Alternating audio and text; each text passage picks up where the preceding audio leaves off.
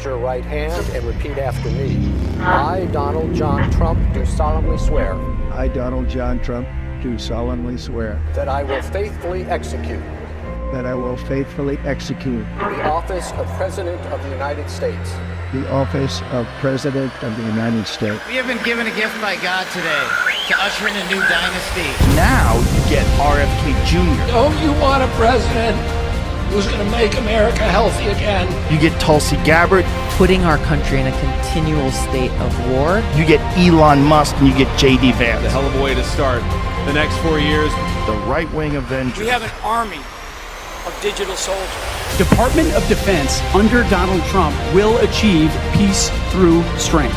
Shut down the FBI Hoover building on day one. The rescission of 78 Biden-era executive actions, executive orders, presidential memoranda, and others. The golden age of America has most definitely begun. Begin preparing the 30,000-person migrant facility at Guantanamo Bay. They're getting the dirt bags off these trees. There's one guy who can fix this shit, and it's Donald Trump. What's storm, Mr. President? You'll find out.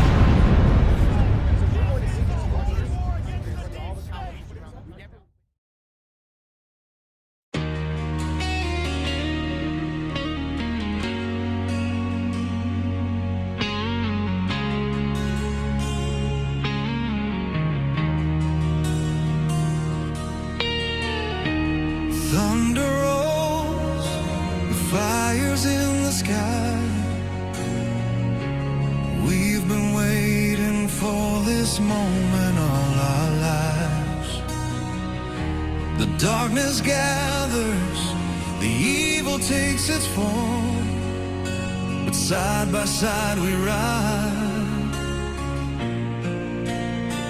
into the storm.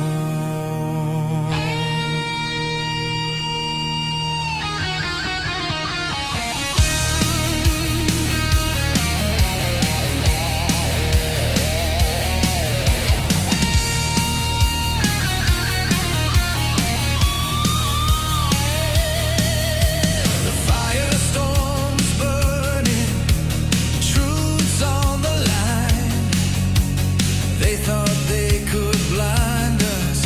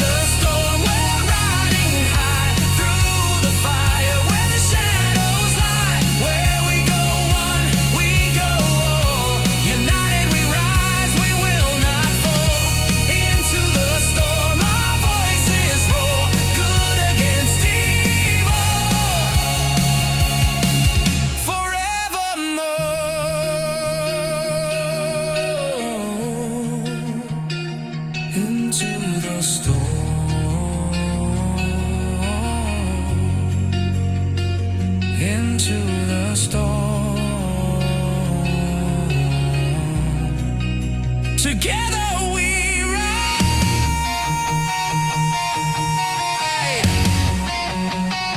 into the storm.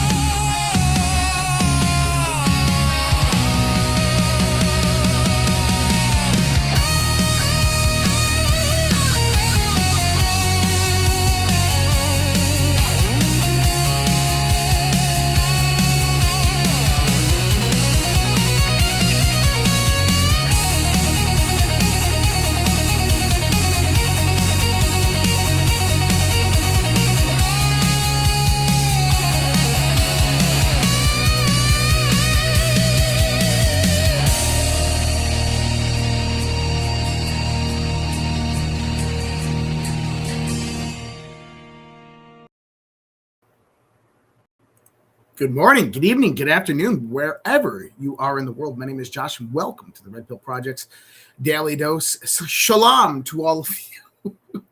And goodness, I love that song. That song is freaking amazing, isn't it? And I saw Shalom in the chat there, so I had to say Shalom to everybody else. I always find it interesting because people are like, Texas in the house, Michigan, New York, and Australia. But I'm like, no one ever says Tel Aviv. No one ever says Jerusalem. It's always... It's always the United States, and that's fine. I'm not complaining. I'm not complaining. You guys are an amazing audience. A big old thank you to Astro Sweat on Rumble there. Gifted 5 subscriptions to members there in the Red Pill Project. Appreciate you guys. Thank you for helping support this channel and for everything you guys do. And I know I miss a lot of the super chats and everything like that all the time. And it's because I'm one person. I have 134 tabs open. And it's very difficult to navigate all the different chats by myself. I know Alpha can do it, but I have attention deficit disorder. It's really difficult. But what do we have here? Lion Desert 88 on YouTube. Grand evening, Josh and Patriot family. We made our first order of X39. Hopefully it'll help my wife's condition. Please pray, family. Thank you, Father Source Creator. Oh, thank you, brother.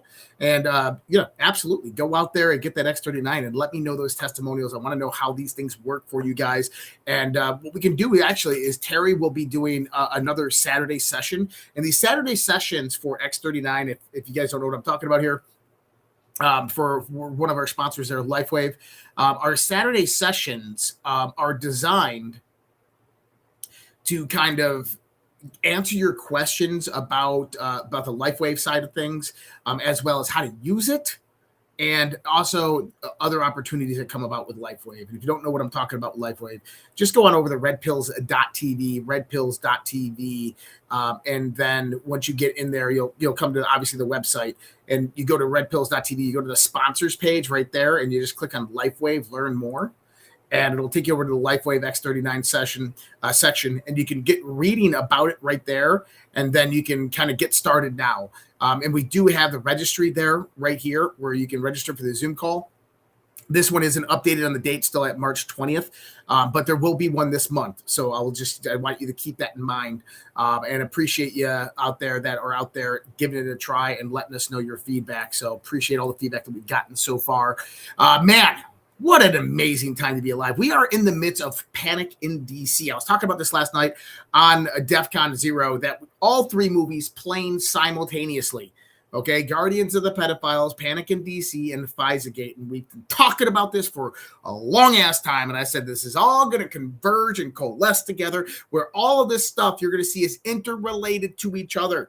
That all of the booms and the bangs and the drip, drip, flood, all of this shit is going to come out all at the same time. And it's going to be like, what? Oh, my God. We've been calling for accountability. And then all of a sudden, boom, boom, boom, boom, rapid succession. It's all going to hit.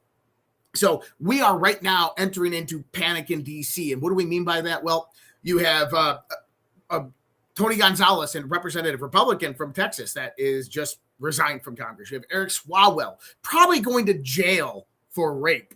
Oh, yeah. Bad. Misappropriation of congressional funds. You have Ruben Gallegos that's involved in that misappropriation of campaign funds. You have McCormick next week that's going to be basically removed from Congress. You have another person with sexual assault allegations. Oh, yeah. The hammer is coming down. And this is just the tip of the iceberg, because if you start listening to the conversations that the various different people are having, D&I, Tulsi Gabbard, John Solomon, these types, what they're saying, you're understanding that, oh, the hammer is now coming down. And maybe what it was just getting Pam Bondi out of the way, like what I've been saying for the last year. Or maybe that was how it was planned. Maybe it was planned that Pam Bondi was supposed to be that placeholder intermediary, and that she was fitting a role there to have this timing all set up for when Todd Blanche comes in. And don't get me wrong, I'm not trustworthy of Todd Blanche. I don't think Todd Blanche, I don't know, I get a bad vibe from him. I think he covered up the Epstein stuff. But I think that the cover up of the Epstein stuff, as we've discussed multiple times before, happened for a reason. And the reason is because when you start to expand on what Epstein was really doing, this gets into the globalist infrastructure depopulation events. This gets into DNA and genetic modification, feeding that information to various different large-scale biopharma firms, molecular firms, as well as big tech companies, Google, Alphabet, AI companies. So you have to understand that it's a very intricate situation of the Epstein files when you start to get into the financial relationships and the various different types of compromise that was utilized against various people, including scientists, because those scientists were pressured in a certain way for a certain reason. So will it ever come out? I hope so. But we are in the midst of panic in DC right now. Scrolling below me right there. See right there, scrolling below me. That is a list of all of our links that you can find everything that we do. And you can find all the information about all of our affiliates and everything of that nature. Now, tomorrow, I got a very, very long night. So we have, let me see here. I want to pull this website up. So we have Overwatch and The Guardian right after the Daily Dose. So tomorrow, Daily Dose, Overwatch and The Guardian, and then Overwatch and The Guardian. And then at 2 a.m. Friday morning. 2 a.m. Friday morning. Look at this. This is cool. Actually, that's the wrong one. I was trying to pull up something. Here we go. This guy, 2 a.m. Friday morning, will be on Coast to Coast AM. And look at that. I'll be on Coast to Coast AM with George Norrie. My second appearance, we'll be talking about occult movements. Examines how 20th century occult movements may have influenced modern power structures from intelligence agencies to scientific programs. He'll explore figures like Aleister Crowley and Jack Parsons and the lasting impact on esoteric belief systems and geopolitics in the psychological operations. Oh, yeah, we are going to rock that tomorrow night. So make sure that if you are up Friday evening, you get in on that one. So that's going to be tomorrow night, late night, 2 a.m. is when I'm coming on. So, man, I'm excited about that one. Didn't have to do too much research on it, but it's topics that I'm very familiar with. And Aleister Crowley is an interesting topic. And especially in kind of modern occultism is a very, very interesting topic. And anybody out there who doesn't know, never listened to my conversations on the Fringe, my older episodes, or over the Watch in the Guardian when we've covered these topics, I've studied these topics for well over 30 years, from kind of ancient mysticism and occultism, contemporary religions, into 18th, 19th, and 20th century occultism and the rise of the various different movements and the impact, the sociological and cultural impact that they had on society. One of the most well-known figures of the 20th century modern occult era is a guy by the name of Aleister Crowley, which people have misquoted me about. I don't believe that Aleister Crowley was the most wickedest man alive, nor was I believe that he was the epitome of evil. He was a self-serving narcissist who really wasn't even ordained within the occult. He just understood the magical, quote unquote, magical process of influence, that influence equals power, that story is relevant to perception. And so that's what I'll be talking about with George Norrie, is that whole deception campaign that Crowley actually led. So I don't know if anybody's ever read a lot of his books or his biographies. It's all fiction. That the majority of his biographies are fiction. They're stories that Crowley told to the authors to write about him. And so really, really interesting character from the 20th century. But then that goes into Jack Parsons, and from Jack Parsons into Scientology into modern psychological warfare operations, the creation of Project Artichoke, MK Ultra, the 1950s, the drug use in the 1960s, countercultural revolution, Laurel Canyon, how all of this influenced modern culture today and brought about the idea of modern marketing as well as psychological warfare that operates within the digital infrastructure. So I'll be talking about all of that. Hopefully I can get all that done in 2 hours, but that's tomorrow night. So, and I hate to say it like tomorrow night because it's April 16th, but it's the 1 a.m. on the 17th is when it starts, but they plan it like that way. So it's 2 a.m. is when I'm coming on. So hope to see you guys there. All right. Stephen Miller. What have we been saying for the last year? What have we been laying out for you in the geopolitical, the geoeconomic landscape? Not only about the coalescing of the 3 different movies coming together, the accountability aspect, but we said that we have 1 foot out the door and 1 foot in the door of the next world, right? So we're decimating and dismantling the old guard, entering into a whole new realm and domain of which Trump is establishing the United States of America as the primary hyperpower. They said the president had no plan to secure the strait, and looks like it's going pretty well. Never listen to a panican, Jesse. You will do very well in life. Ignore the panicans, right? They were the ones who warned of calamity in Venezuela, and it ended up being one of the greatest single foreign policy, military, geopolitical maneuvers in world history.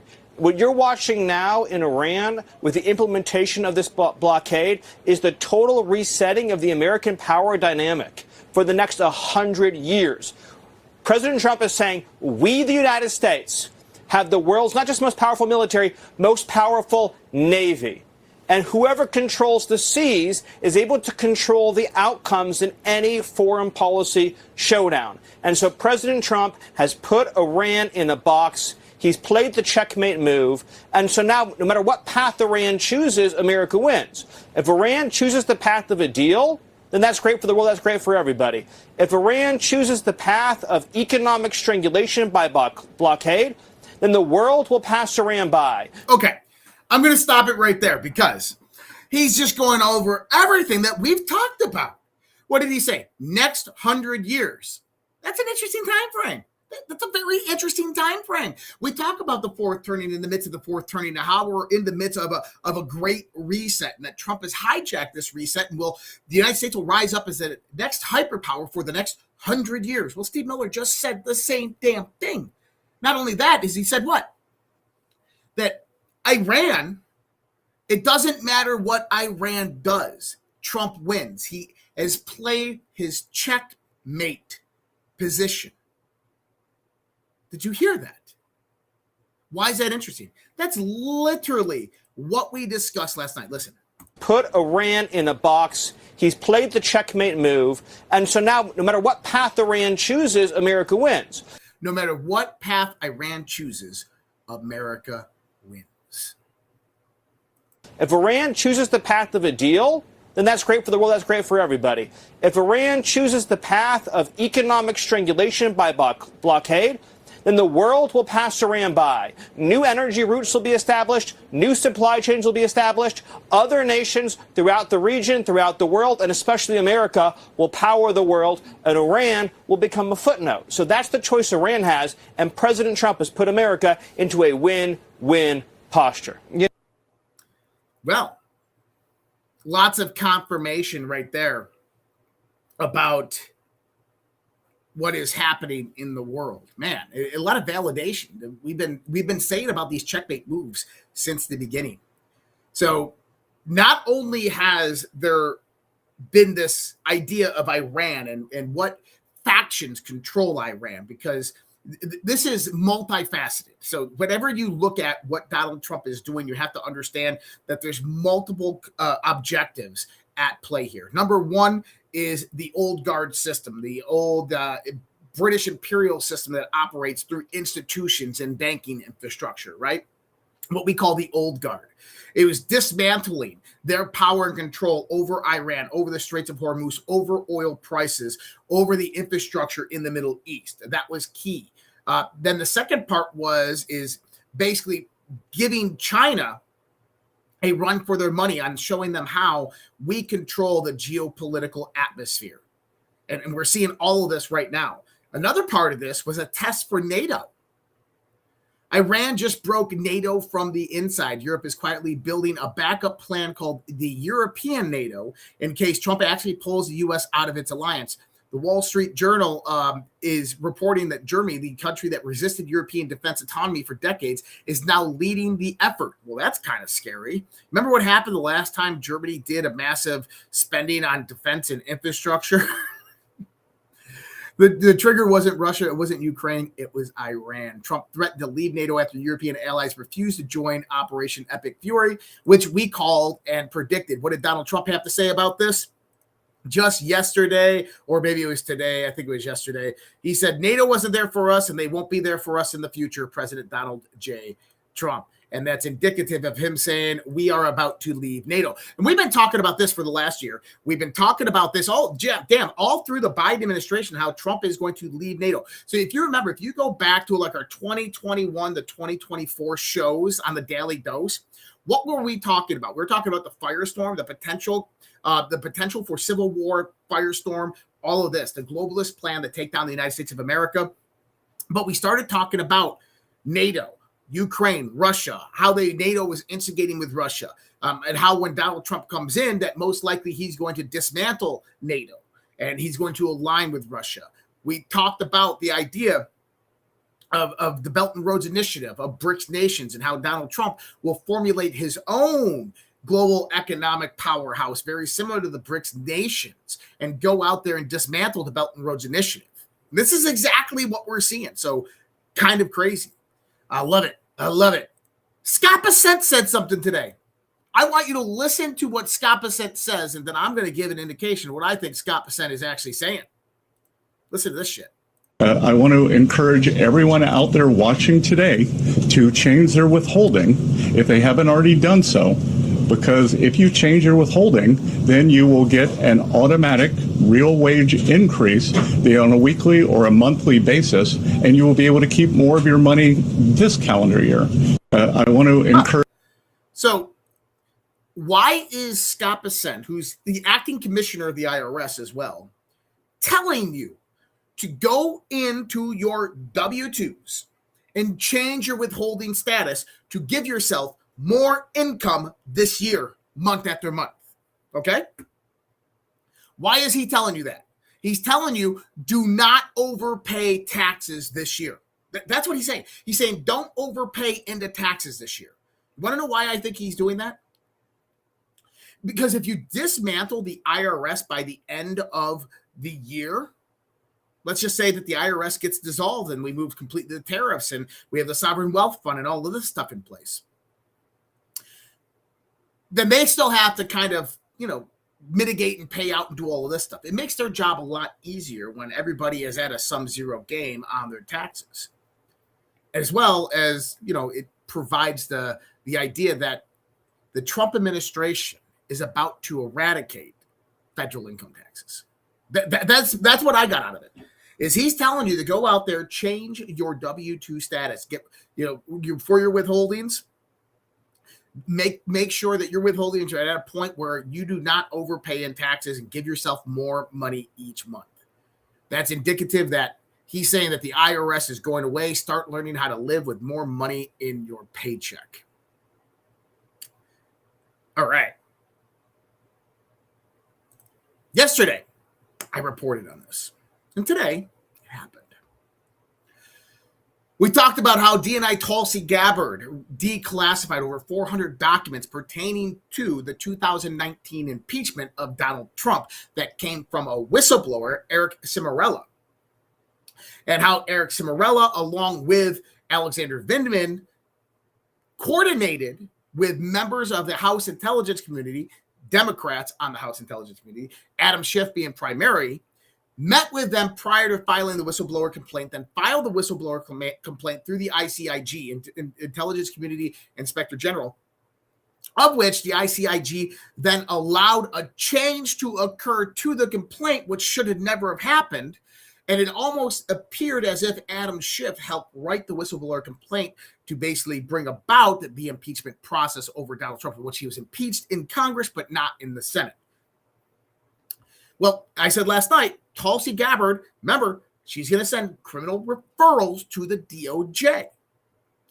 Today, Tulsi Gabbard has just sent criminal referrals to the DOJ for the whistleblower who lied and sparked President Trump's 2019 impeachment. She also sent a referral to the ex-intelligence community inspector general who assisted in manufacturing the conspiracy related to a phone call President Trump had with Zelensky. You know, the perfect phone call. The phone call that the Trump administration released the transcript. Okay, W4, guys. I'm sorry. I thought, what's the W2? Oh, I don't deal with it. I deal with W9. So W4, yes, W4. Okay, what about Adam Schiff? What about Adam Schiff? Well, there's a reason why I think Adam Schiff is not being named and mentioned in this. Because that's coming. That's coming down the road. And I think that the one big surprise that I think a lot of people are about to see when it comes to various different Democrats is not the rampant corruption that we've seen within their ranks, but it's something entirely different. And let me see if I can find the article that I saw yesterday. Where is it? Come on, where is it? Where is it? Where is it? Well, there was an article put out by John Solomon, and it was pertaining to Act Blue and the investigation being done by Congress into Act Blue and the misappropriation of campaign funds, and how foreigners were basically funneling money into Act Blue. And if you don't know how the Act Blue scam operated, and Act Blue is the super PAC for the Democrats, is that they would create shell companies. They would funnel millions upon millions of dollars into various different shell companies. Somehow they would get personal information of various different Democrat donors. They would spoof their credit cards, and then they would make maximum donations in those people's names. And then various different reporters went out there, uncovered this. They went to the houses of these individuals, and they said, I donated $5. I never donated $2,500. And this is where all of this began. So basically, you have a money laundering operation to bring money into the Democrats' campaigns as contributions through very, very illicit means. Then you go back into the Biden administration, where President Zelensky, new declassified documents have uncovered that President Zelensky of Ukraine was going to take the money that Biden was giving him, the billions of dollars that Biden was giving him, and funnel back hundreds of millions of dollars to support Democrat campaigns in the United States. Well, a foreign nation can't donate hundreds of millions of dollars to campaigns. How does that work? That works through the proxy methodology that we just talked about, that you create various different unknown shell companies offshore in CONUS. You take those shell companies, you spoof the credit card numbers, and you start donating max all the way through. This is, I think, going to start to take down a lot of Democrats over the course of the next few months. And then we have ethics complaints. We have sexual assault complaints. We have Swalwell, Gonzalez, all of these guys. And Republicans are going to be involved in this as well. Now, this is coming up very, very fast. I'm going to talk a little bit more. There's a section of the news that I'm going to get into in a few minutes where I will get into that part specifically. But I want to get in there first and check it out. So 1 second. Trying to look here what's going on with this stuff. I got a dashboard in front of me I'm looking at, sorry. Okay, we're going to run the kids guide right now. We're going to just do one right before we segue. Appreciate you guys letting me pay the bills here. All right, parents, real talk for a second. America is about to hit a huge milestone. We're coming up on America's 250th birthday, 250 years of freedom, grit, sacrifice, and the greatest experiment in self-government the world has ever seen. This is the perfect moment to help your kids understand why this country matters, not just fireworks and hot dogs, but the story behind it all. There is a free guide called The Kid's Guide to America's 250th Birthday, and it's honestly a great way to introduce kids to how America began, who the founding fathers were, what they risked, and why the idea they fought for still matters today. This guide sends kids back to a moment when brave men signed the Declaration of Independence, knowing full well they were risking their lives for freedom. It breaks it all down in a way kids can actually understand and enjoy without watering it down or turning it into boring schoolwork. If you care about raising kids who know where this country came from and why it's worth preserving, this is something you'll want to grab. And the best part, it's completely free with a special offer. You just need to pay the $2 for shipping and processing. Just head to freeusabirthday.com. That's freeusabirthday.com, and The Kid's Guide to America's 250th Birthday for your kids today. America's story matters. Make sure the next generation knows it. All right. See? Quick, easy, painless. Lauren Boebert joined Benny today, and let's listen to what she has to say here.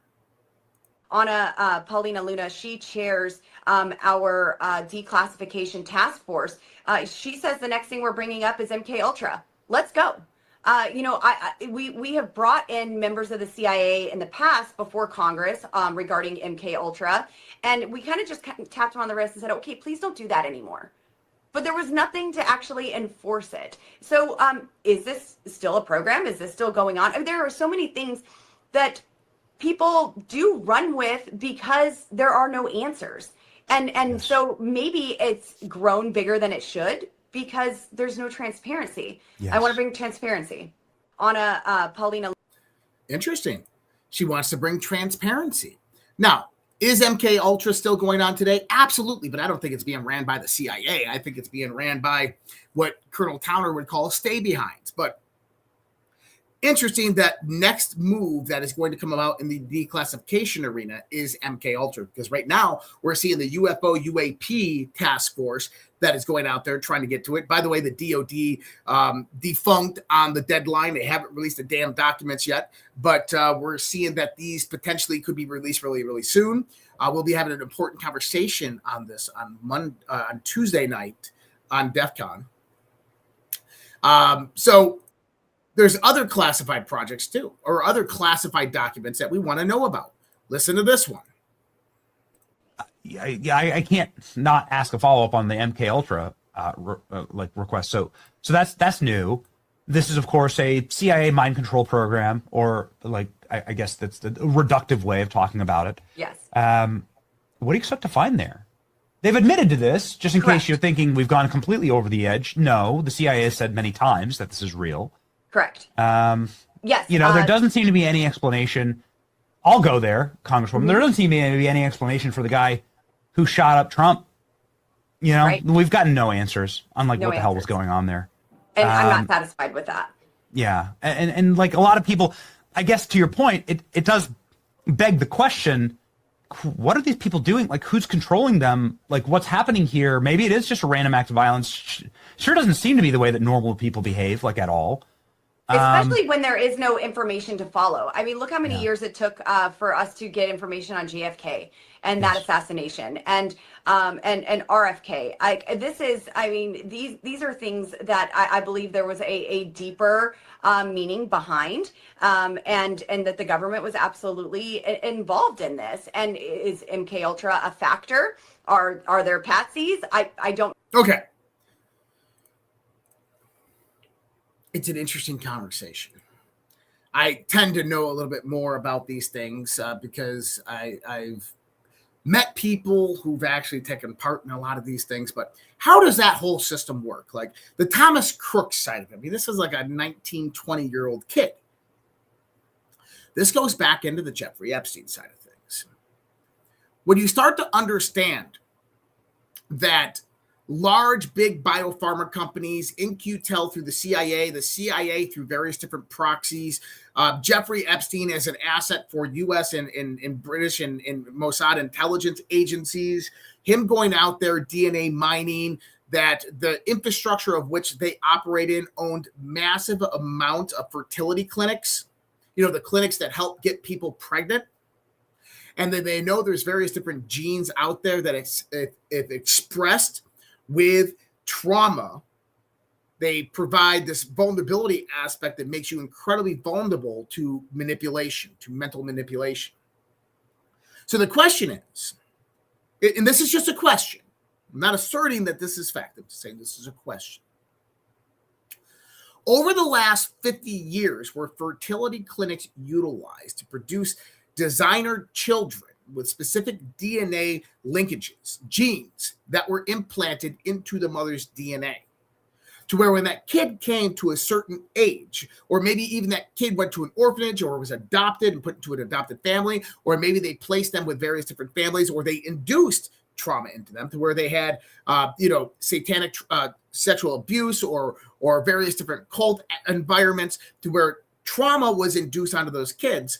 And then later in their life, 18, 19 years of age, or during puberty, they would go out there and they would begin manipulating these kids through social media, through the feed on their social media. He's like, Josh, how are they going to do it on your feed on social media? Well, I'm glad you asked. Back in 2004, DARPA had a program known as Lifelog. Lifelog was shut down early 2004, the same day that Facebook actually was incorporated.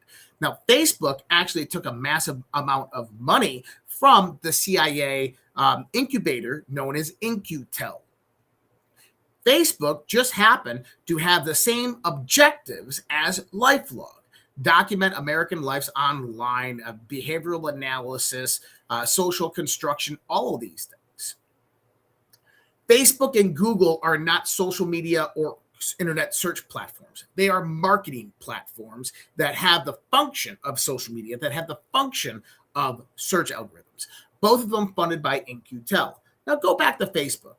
Over the last 20 years, Facebook has developed an algorithm that basically monitors your various different habits, your haptics, your behaviors. So what they do is, number one, your phone tracks your movements. So it tracks your movements throughout your house, throughout your neighborhood, all around the world. Okay, cool. Well, the second thing your phone does is it tracks where it is on your body. Is it by your ear? Is it in your back pocket? Is it in your front pocket? Are you in the bathroom? Are you in the kitchen? It tracks those. That gives them all different types of data on who and what you are. Not only that, is when your phone is off or even unplugged, it is capturing your verbal data. It's capturing your text data, and it is packaging that up, and an algorithm is analyzing that. Then you have the app data, which, by the way, when those apps are running, they play subacoustic tones, very similar to isotronic tones, that put your brain in a very, very vulnerable state, a very hypnotic, vulnerable state, to when you start scrolling on that app, you get addicted very, very easy. Let in with the blue light that is very addictive to your biochemical agents within your body, and now you have a recipe for disaster. But what do they do then? Then they put various different things in your feed. They time it specifically, knowing how your eye refresh rate, how your blink rate, and your behavioral analytics actually operate. So let's say that it's a day that this 19-year-old kid came home and he was made fun of in school and he's down on himself and very depressed. And now what they're going to do is they're going to target him through his social media feed. And what they're going to do is they're going to try to push him to something more private, like a Discord chat group. And when they target him, they will target him with various different videos of people being depressed, amplifying the emotion. And what they do is they do the Hegelian dialect, right? Problem, reaction, solution. So problem, depressed. Reaction, are you feeling this way? These are things that you could do. And then solution, join this Discord channel right now and talk to other people who are experiencing this. Then when you get into the Discord channel, that's when they radicalize these people. This is... And here's the thing is, I wouldn't doubt if the genetic manipulation aspect of this is actually a part of it. Crazy. What else did they talk about? This is an interesting one, because someone's been telling you this was going to come back up. You remember back in December 2025, Chuck Grassley in the Senate subpoenaed the DOJ for all the records pertaining to Anthony Weiner's laptop. And I said, oh, this is going to come back up. This is going to come back up big. I actually was working on getting the Anthony Weiner laptop because I want to see the files that are on this. And while we still had Attorney General Pam Bondi, she had sent me over to the FBI, and there is no active search warrant on that computer. And so they are saying that I am unable to view it without a new search warrant. And there has to be new information. I think these Epstein files give us new information to look into the Anthony Weiner laptop. Yes. I absolutely want to know what was on there, what was the secret folder that was titled Life Insurance, that had frazzle.rip, where people get the frazzle drip story from.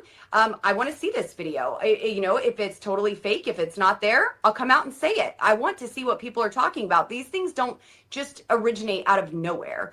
So if it means issuing a subpoena from the Oversight Committee to get my hands on this laptop, then that's what I will do. If there's anything linking the Anthony Weiner laptop to the Epstein files, I will use that to get another search warrant. But I'm getting my hands on this laptop and looking to see what was in it. It's been said that FBI agents who went in and viewed this laptop, many of them are not alive anymore.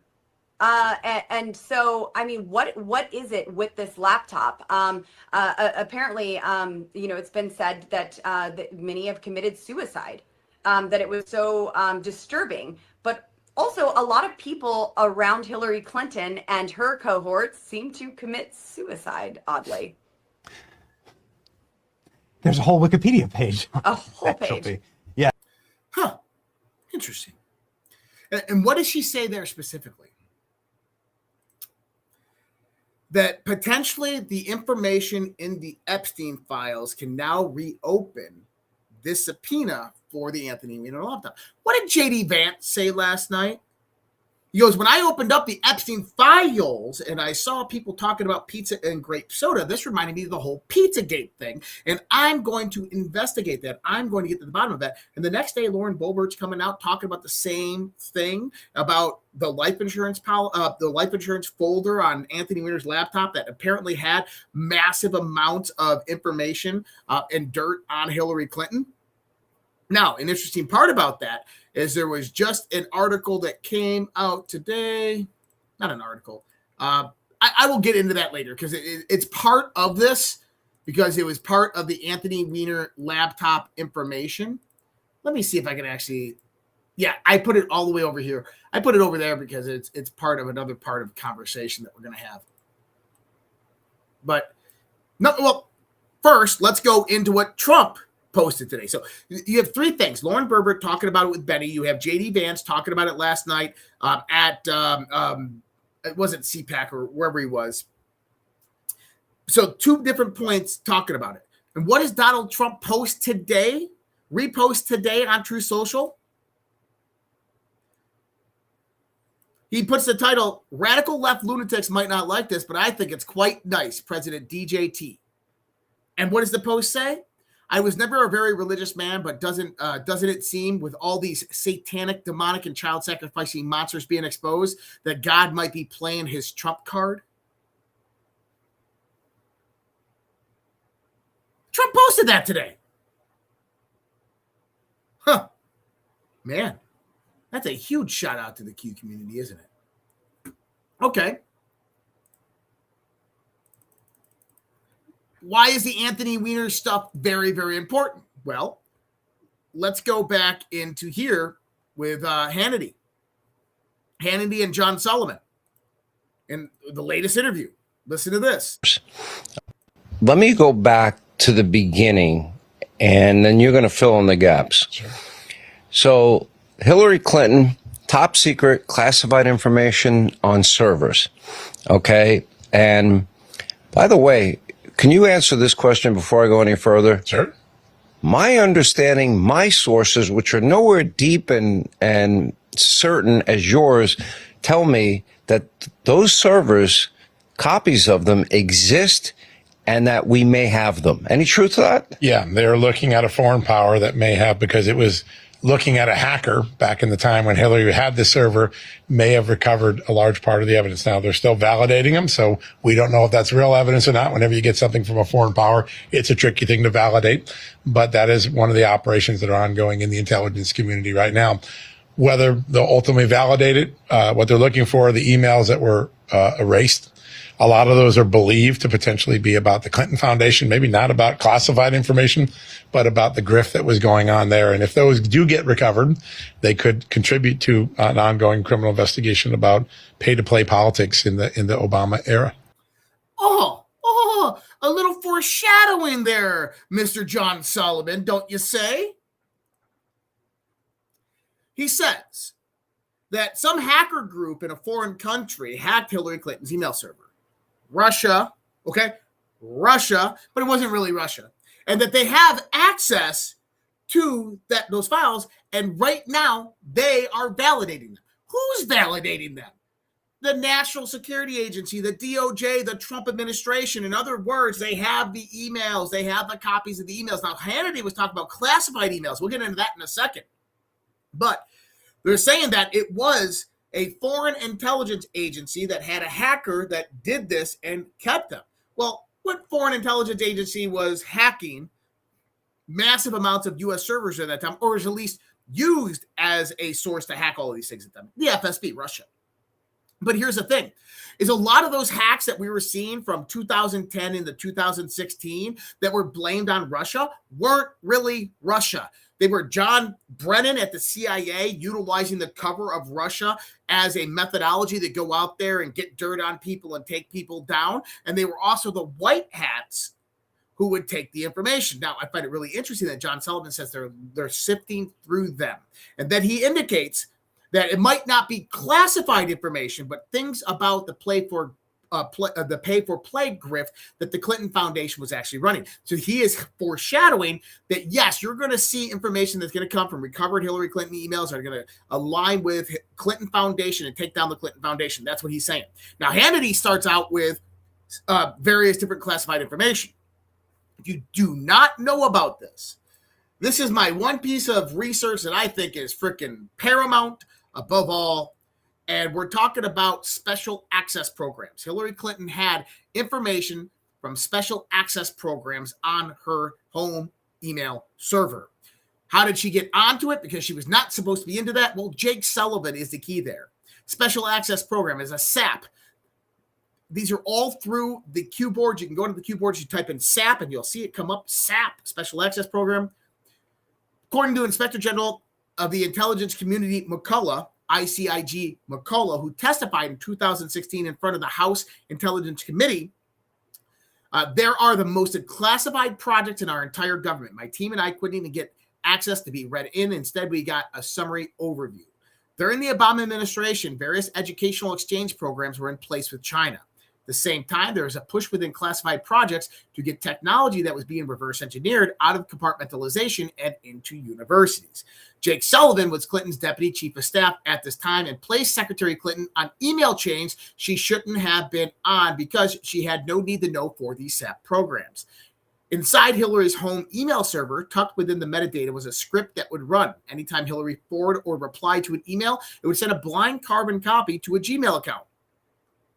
This Gmail account had logins from IPs that were offshore in China. What was in those emails? During Trump's first administration, after this happened, the State Department ended and investigated the various different educational exchange programs with China started under Obama. From this, over 32 indictments came in. Interestingly enough, there were approximately 39 SAP-level emails sent to Hillary Clinton's email server. Those indictments were 32 professors from various different universities that were brought up on charges of tax evasion due to taking money from China during this education exchange program. The revealing factor. These professors all had National Science Foundation, Department of Energy, Department of Defense, or DARPA grants. In other words, they worked on highly advanced technology. After reviewing the research of these professors, you discover that they were working in nanotechnology, advanced space propulsion systems, nuclear weapons, space material systems, and artificial intelligence. So what was in the Hillary Clinton emails? It was the universities and professors who were receiving grants from the various agencies to work on special access programs. By sending those emails to a Gmail address, China learned the university and professor to sponsor during the educational exchange programs and brought them over to China. Once there, it was simply a matter of force, coercion, and blackmail to get the research. This is how China advanced their technology to be on par with the United States over a very short period of time. Now, what's going to happen because of this? TikTok, bitches. All of this is beginning to come out, and we're starting to see the deep state panic. That's why we have panic in D.C. All right. We have Speaker Johnson told reporters that Representative Sheila McCormick should be expelled from Congress now that the House ethics probes have found her guilty. 6 days, she'll be gone. And someone else from Congress is going to be going as well. Now, an FEC report, Federal Exchange Commission, shows, or Federal Election Commission, shows Eric Swalwell did spend campaign funds. Ready for this one? Did spend campaign funds at the West Hollywood Hotel in July 2018, which matches up exactly with Swalwell's rape accusers' allegations. So think about this. A woman comes out over the last few days and claims that Eric Swalwell raped her. And she even names the place, date, and location. Just so happens Eric Swalwell's campaign paid for the hotel, and the dates match up with her claim. Now, if she's just making this up out of the blue, then that's a very interesting coincidence that she's matching those up. In other words, Eric Swalwell is probably going to jail for a very long time. All right, we're going to do a transition into Iran here in 1 second. We're going to do the transition. Oh no, we can do it. Okay, we're good. We got the green light. We're going to do this and go into the transition into Iran. All right. They can freeze your account, shut off your cards, lock you out of your own money overnight. Banks don't protect you. They control you. That's why real financial freedom starts with ownership. Introducing Rumble Wallet, a non-custodial wallet built for people who refuse to give up control. With Rumble Wallet, you don't just buy digital currency like Bitcoin and Tether. You can own Tether Gold, real gold on the blockchain. Through Tether Gold, you get direct ownership of physical gold bars, each one fully allocated, verifiable by serial number, purity, and weight. This isn't paper gold. This isn't an IOU. This is real gold without bank vaults, storage fees, or gatekeepers. You can buy, sell, or move it 24 hours a day, 7 days a week, even when traditional gold markets are closed. And if you want, Tether Gold can be redeemed for physical gold. That's power. And when you support creators on Rumble, you can tip them directly using Rumble Wallet, peer-to-peer, and outside the banking system. No permission, no middleman, no cancel button. The wallet is yours forever. And that's wallet.rumble.com. All right. And I need to wet my whistle a little bit. These things are fucking delicious. All right. So, this is interesting. Yesterday and last night, I was telling you about Iran specifically, and I said that Donald Trump sending J.D. Vance to Islamabad to do the negotiations, they already knew the result. They weren't going there. J.D. Vance wasn't sent there to negotiate. He was sent there to give the appearance of negotiation because they were trying to determine the power structure of who was operating in Iran. The next move had already been decided. This is game theory. Go back to what Stephen Miller was saying. He says that Trump has already won. The America has already won. So either way of what Iran does, it's the Trump card in place. It's checkmate. And what it came down to was J.D. Vance going out to Islamabad. And I knew this from the get-go. This is why we talked about this last week. That you had Iran's demands were actually moderate at the least, but the United States demands were just absurd. Iran was never going to agree with them. But that was the point. They knew this, and they played that. And so Iranian Foreign Minister Ismail Baqai said today, the Americans themselves know that accepting their proposal under their conditions unconditionally is impossible. And fundamentally, it is incompatible with the logic of negotiation and dialogue. And I came back and responded to this. I said, yes, absolutely correct. There was never meant to be an agreement last weekend.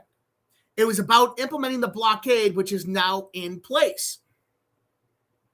So there's various different theories out there. Number one is Trump is starving Iran, is that Iran is losing billions upon billions of dollars right now every week. Iran has 2 weeks until their oil reserves overflow and cause permanent damage to extraction.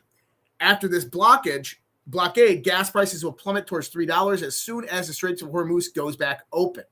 So Iran's economy just got put into a chokehold by the Trump administration.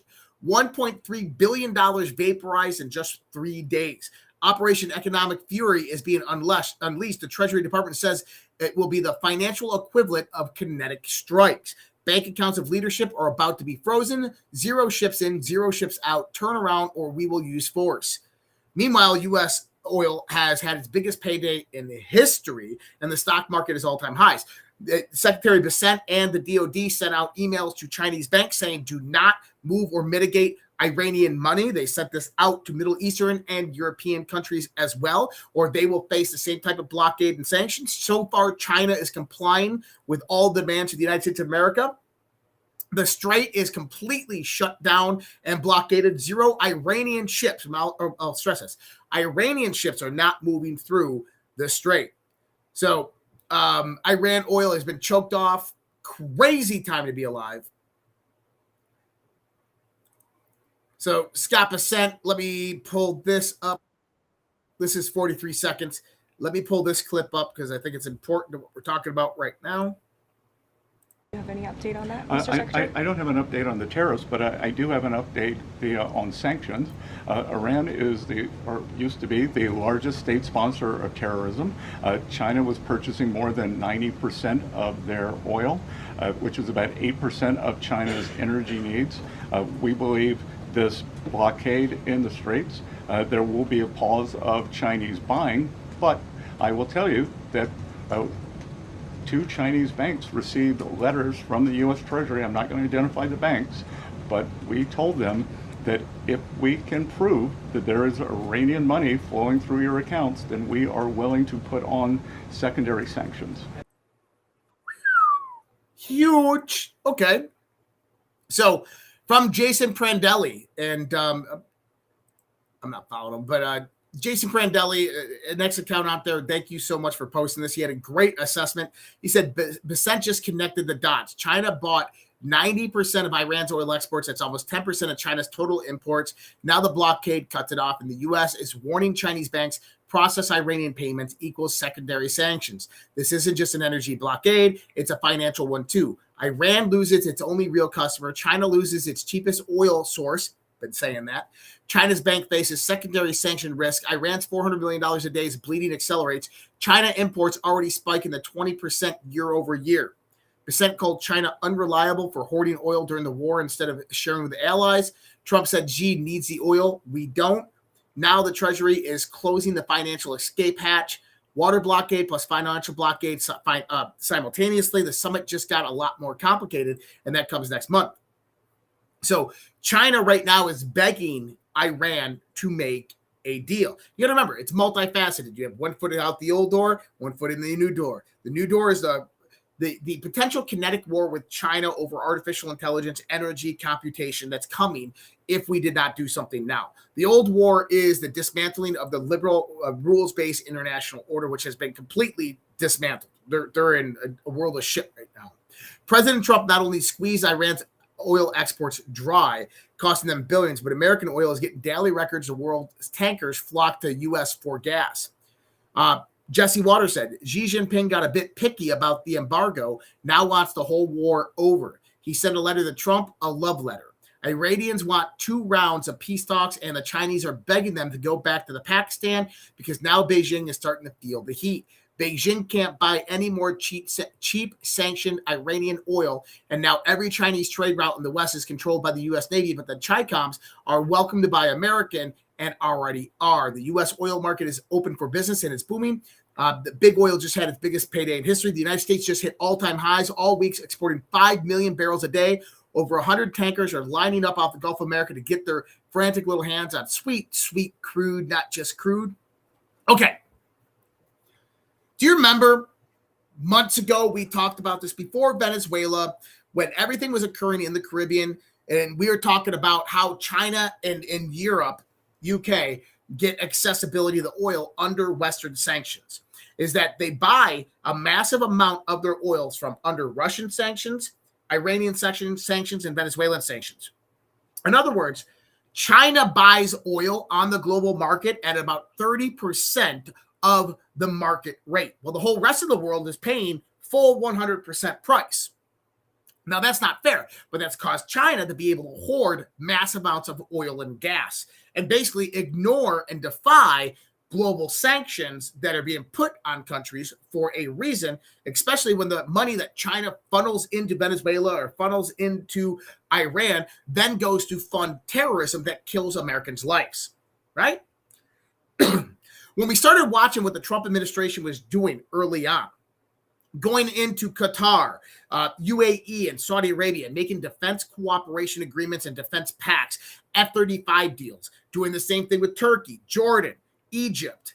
We started seeing that, number one, is he's surrounding various different potential enemies of Israel with American weapons, and he has defense cooperation agreements with them. But also what he was doing is he was aligning a defense infrastructure in the Middle East to where the United States would not need to be present in the Middle East anymore. Instead, our allies in the Middle East take care of the business in that region. But there's also another part, because all of those countries are big oil players on the market. Now, under what Joe Biden was in power, China, through BRICS negotiations, made deals with Saudi Arabia to buy oil from Saudi Arabia and clear it, transact it in the Chinese yuan. Now, that is still in place, but once Donald Trump came in and renegotiated various different deals, renegotiating the world with Saudi Arabia, what that did is that threatened China's oil superiority around the world. Why? Because the U.S. now had a defense contract with Saudi Arabia to where if China and the United States went to war, the United States, through proxy of Saudi Arabia, could implement sanctions on Chinese oil, telling Saudi Arabia not to sell oil to China. Well, now you have that through UAE, Qatar, you have that through Saudi Arabia, you have it through other Gulf nation countries. And I said that Iran and Venezuela are the next two key components to all of this, because this is where China gets a massive amount of its oil. Well, then Donald Trump went into the Caribbean. Remember, they were boarding various different vessels that were leaving. You had Chinese shadow fleet that couldn't get out. We controlled Venezuelan oil. They brought that into the U.S. Gulf Coast. We're giving that money back to the Venezuelan people. And what happened? China signed a $385 billion energy deal, buying that oil from Venezuela through the United States of proxy, controlling another faction of Chinese oil control in the world. Then we said Iran is next. Why? Because China was still receiving. China actually boosted up the amount of oil they were buying from Iran leading up to the conflict.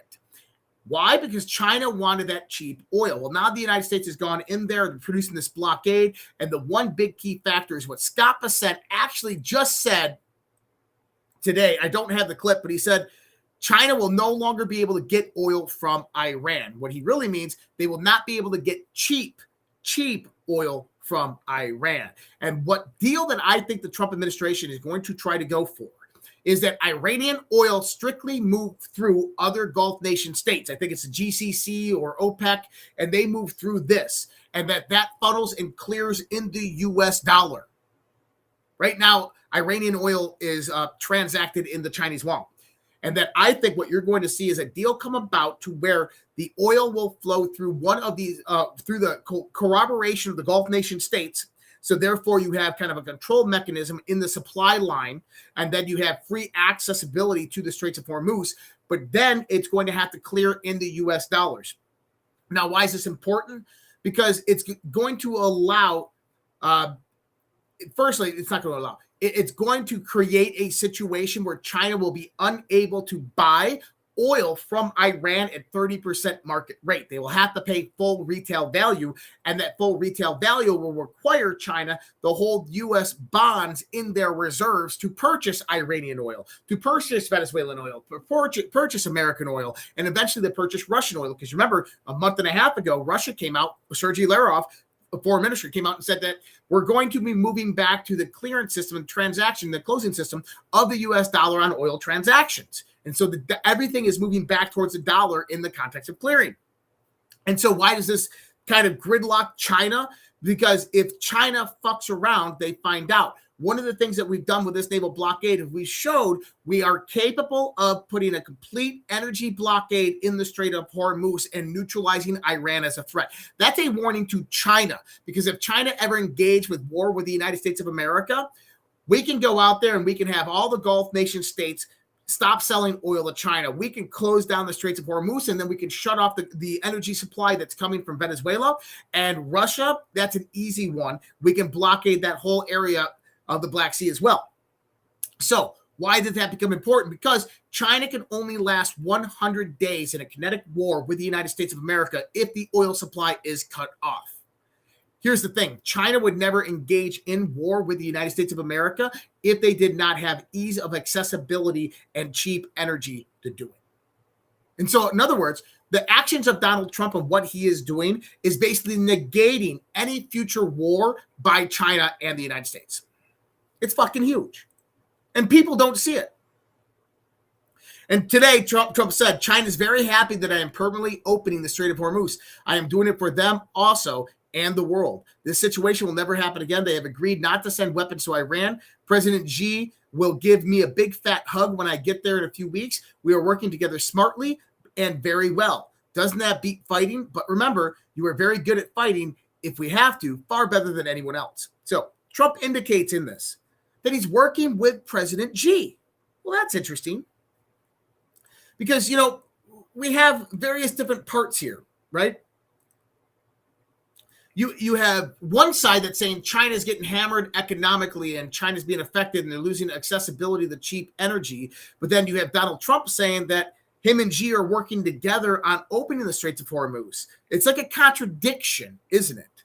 Well, that's because there's factions within the PLA, the CCP, the elders that operate China's deep state that want war with the United States. And then there's leaders like Xi Jinping, who basically will be there for life, that don't most likely want war with the United States. They don't want to endure the 100-year plan, but they want this multipolar world framework to manifest. And that comes about with a resetting of the global economy in the context of that everybody restarts on an equal playing field. And I think this is what's actually happening for Iran and the Straits of Hormuz. But on the other side of the house, even though that China was getting cheap oil from Iran at 30% market rate, any time that the UK wanted to stress or basically coerce China, they could easily do it by raising oil and gas prices through the Straits of Hormuz. So that was another deal. All right. A ceasefire agreement has been reached in Lebanon after Iranian pressure and Pakistani mediators' efforts. The ceasefire is set to begin in the coming hours. That's pretty huge. Israel is backing down. I wonder if Donald Trump had anything to do with that. The Trump administration wants automakers, GM and Ford, and other American manufacturers to play a larger role in weapons production reminiscent of the practice used during World War II. This is known as the Defense Production Act. And it's quite interesting. And I think what Trump is indicating here is that we are about to have a technological revolution.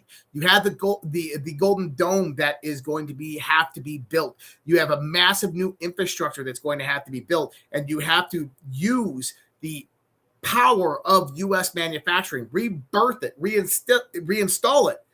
And I think that this is what he's indicating, that we're going to utilize the Defense Production Act to engage GM, Ford, Kodak, all of these, and these old production warehouses to up their production in the United States of America to build out this infrastructure as fast as possible. Now, he says weapon production, but I think that this has something else to do with highly advanced technology that we're going to see coming out over the course of the next year to 2 years. I did a lot of that on my talk, the 500-year leap at GART this last weekend, talking about what we're about to see and what's about to happen. All right. Congressman Tim Burchett. Let's listen to what he has to say here. I asked you, put a percentage on it that we have made contacts with aliens. 100%. 100%. I've talked to too many people.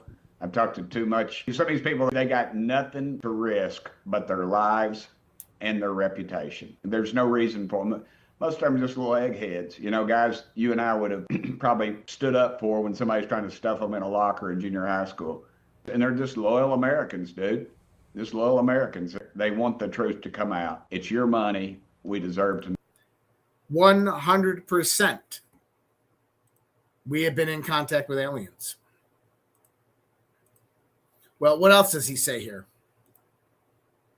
Because we're talking about advanced technology. We're talking about the Genesis mission, artificial intelligence, Genesis mission, how those two things lock together to produce technological innovation. This is, and then D-class with UAPs. The government is not telling us everything about what's going on. I believe there is something else going on. It's not ours. It's not the Russians. It's not China's. Either one of them had it, they would own us, even more so than China does now. So I think the only other option is that it's something maybe not of this world or of this world that's been here for a while, and we're just not looking in the right places. And I believe there's some people in the government that might have a clue about what it is. I get briefed on something every week. They've got files and they've got photos. And I mean, that includes the FBI and branches of the military. And because, brother, I've seen them. Very interesting. He's leading that task force to uncover all of this. Now, what did we find out? There's some missing generals and scientists that are actually working on a lot of these programs. Peter Doocy actually asked the question of the White House. So this is all the way up to the president now. There are now 10 American scientists who have either gone missing or died since mid-2024. They all reportedly had access to classified nuclear or aerospace material. Is anybody investigating this to see if these things are connected? I've seen the report, Peter. I haven't spoken to our relevant agencies about it. I will certainly do that and we'll get you an answer. If true, of course, that's definitely something I think this government and administration would deem worth looking into. So, in other words, sounds like the White House is gaslighting. Do I think all of them are disappearing for the same reasons? No, I don't. I think that what you had was a few of them that were killed, and I think McCaslin, honestly, I think McCaslin was taken into protective custody by the Trump administration. And the reason I think he was taken in is because you got to remember what we're talking about here. When we start talking about D-class, I went over the three-phased approach of what was going to happen, that this was trickle-down disclosure over the last year. And what you're going to see with disclosure is you're going to see basically a scientific compendium that comes out about this to kind of get the scientific institutions on their side with this information, begin investigating and researching it. The second part is going to be the whistleblower protection to kind of get this. But the whole point of it is about executive authority over these projects, that they're going to remove these projects from the black budget projects and bring about executive reauthorization, executive authority over these projects. Now, how do you do that? Well, you need to go out there and you need to get General McCaslin, pull him in, say, hey, we're here to protect you. There's a lot of people dying out there, but you need to tell us where, what, when, how, all of the players involved and everything. I believe it was the Trump administration that was doing that. And I think that there's a reason for this. Number one is I think that there is external pressure. Peter Thiel wants to commercialize this. Elon Musk wants to commercialize this. And I think that they're hoping to get a lot of these contracts, and they're pushing this on the social construct side. On the number two side, the Genesis mission is coming up, the Genesis project, Genesis mission, of which highly advanced artificial intelligence will be linked in and tied to massive government databases of scientific research, exploration of the patent offices, and 40,000 scientists will come in and begin looking at this information and allowing AI to innovate directly from it. I think a lot of this declassified information is going to flow directly in to the Genesis mission. Actually got hat tips and confirmations by this from certain people. And that's going to spark innovation. So now tie that directly together with GM, Ford coming out and doing manufacturing and development. Now it starts to make a lot more sense of what we could actually be building. And so one of the key components of that is that you're going to see executive reauthorization over these black budget special access programs, these exotic technologies. You're going to see that information push into artificial intelligence under the Genesis mission. And then you're going to see the AI solve these problems and then be innovated through these 40,000 scientists who will take credit for it and will be discovering gravity and say, oh my God, we cracked gravity. Look at this. We got gravitational drives and we have propulsion systems and all this stuff. And it's not going to come from those projects. It's going to come from the Genesis mission. And then we're going to immediately go into production. That's what I think. What an amazing time to be alive. What an amazing time to be alive, people. Isn't it wonderful? It's crazy. It's radical, isn't it? Man, crazy lighting. All right. Let's go in here real quick. And we don't need to do another one before we go. I was going to do another ad, but you know what? Just go to redpills.tv, guys. Give.redpills.tv. That's how you can support me directly. Life.redpillstv right there is Lifewave. If you wanted to check out those X39. Pet Club. Petclub.redpills.tv. That's our immune modulating mushrooms if you still haven't gotten them. Jason will be on with us tomorrow night from Gratus. Talk about our economic update, and that's gratus.redpills.tv. And you guys all have a great night, and I will be back with you tomorrow. Triple header tomorrow night, Daily Dose, OG show, and then I'll be on Coast to Coast AM. So long night for me tomorrow, so I'm going to try to sleep during the day. But guys, much love, respect, God bless, take care. Oh, actually, hold on. Let me see if there was any Rumble rants that came in. And I didn't see any. Okay. God bless. Take care. Have a great night. I will see you guys tomorrow. Good night.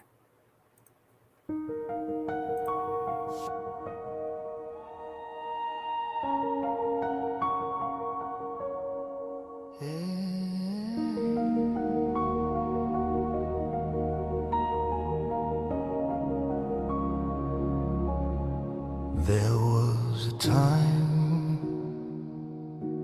when our children stood tall, hand on their hearts, one voice for all. There was a time when honor had weight, when the flag was a symbol, not a debate. There was a time when our history was known, with pride in the rules that made us our own. There was a time, respect for the brave, for those who bled, for the lives they gave. Now the homeland burns in silent war. Truth is twisted, we can't ignore. Voice still calls, we the people will not fall. There was a time, but the time isn't near. The great awakening is here. Dark to light, veil under, patriots rise. We are one, land of the free, home of the brave. No more silence, no more slaves. Answer the call, take back the fight. Children of freedom, stand for the light.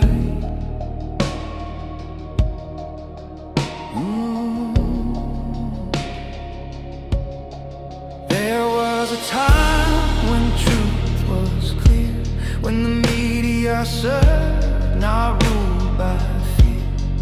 There was a time when leaders stood fast, guarding the people, defending the past.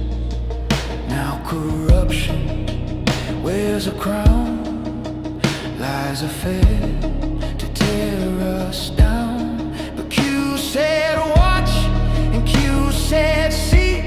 The silent war will set us free. From the front lines, soldiers stare, wondering if we're still there. Their blood, their hope, their sacrifice will not be sold for a lies pride. There was a time, but the time isn't near. The great awakening is here. Dark to light, the veil undone. Patriots arise, we are one. Land of the free, home of the brave. No more silence, no more slaves. Answer the call, take back the fight. Children of freedom, stand for the light. Freedom is never more than one generation away from extinction. It must be fought for, protected, and handed on. Or we will spend our sunset years telling our children what it was once like in the United States where men were free. There was a time, the time is near. The great awakening is here. Dark to light, veil undone. Patriots rise, we are one. Land of the free, home of the brave. No more silence, no more slaves. Answer the call, take back the fight. Children of freedom, stand for the light. There was a time. There was a time. Now is the time. Do it.